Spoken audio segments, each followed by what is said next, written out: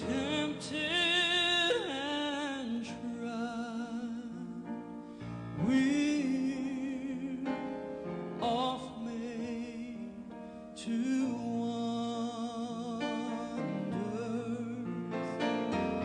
why it should be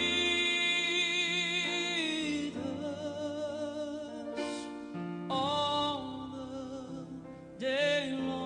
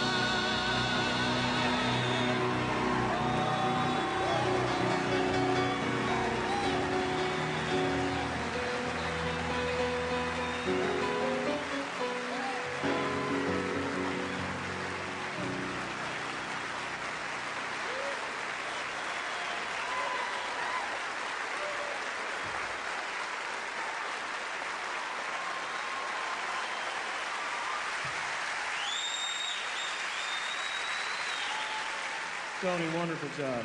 Man, well, I love the idea of we'll understand it all by and by. Tony, somehow I had forgotten about that song, and to be honest with you, when you started singing it, it brought back so many memories for me, not only because of the words, but the heart in which you sing. I just love to hear you sing. Did you really enjoy Tony Jarman? Give him one more nice one. I thank you. Thanks for making him feel so welcome, and all of the young guys. Scott and I knew what to expect when we came here because we've been here so many times, but we tried to tell the new guys in our group what to expect when they came to Shadow Mountain, and I don't think our words got it told. You have been so wonderful to them, and thank you for that. I found that the older I get, the less I really know. I'm just being honest with you, you know. A lot of people think that with age comes a mantle of wisdom, and that's not necessarily the case. I am just as confused and muddled at 41 as I was at 21, you know. But I can tell you what I have learned. I have learned that Jesus is faithful. I have learned that God is sovereign. And I have learned that nothing takes him by surprise. I had a little tough week this week. My dad, Thursday of last week, had to have a heart cath, and he had had some chest pains, and just as a fluke, they found out that he needed to have this heart cath. And Thursday afternoon, about 4 o'clock, my mom calls me and said, "Your dad's going in for open heart surgery in the morning, and I know you're getting ready to leave for an 11-day California trip. Is there any way you can come and be with us?" I'm an only child, and my folks needed me really bad, and so I called Scott, and I said, "Scott, I need to stay." And so the guys left without me, and I drove through the night to Arkansas. It took me, got there about after midnight, and got there early at the hospital, just in time to see my dad for about 20 minutes before he went in for the surgery. And we were joking around, and everything was great. And he went through the surgery fine, and he came back out that evening and was back in his room, which is an amazing thing to me. The heart surgery seems so routine almost now. And he was doing well, and suddenly he started slipping away mentally. Physically, he was fine. The heart was perfect. The sugar was perfect. The rate of the pulse was perfect. But mentally, all of a sudden, it was like a thick curtain descended down over my dad's brain, and between me and him, he didn't know who I was that afternoon. He didn't know anyone. They said, "Well, this is called ICU psychosis. Men his age gets it, and he'll be out of it by in the morning. Everything will be fine." Well, he just kept getting worse and worse, and he wasn't fine in the morning. And as of today, it's been a week and a day, and my dad is still basically unconscious and doesn't know where he is. And I got to tell you, I've been through a lot of tough times in my life. I've had financial setbacks. I thought were major at the time. My wife and I have had little tiffs and arguments. She finds it hard living with perfection. And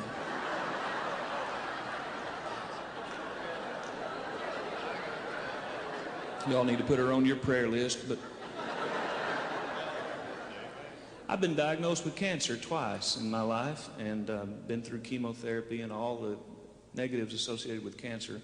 But I want to tell you, my heart has never been broken in my life like it was this last week. As I sat over the bed with my dad, and my hero, the man that I look up most to in my life, and he looked at me with a blank stare. "Who are you? I want to go home." He was living in things that happened 35, 40 years ago in his life. He wanted to go see his mom and dad. He said, "They're in the other room, and you're keeping me from going there. They've been dead for 30 years. And my heart was just broken in my chest. And I stayed in his room with him around the clock for 3 days, and it was my job to put the oxygen back on him when he would pull the tubes off. And I got to be honest with you, about 1 or 2 o'clock in the morning every night, that was the loneliest time that I've ever spent. Sleep evaded me, and he was so not my dad.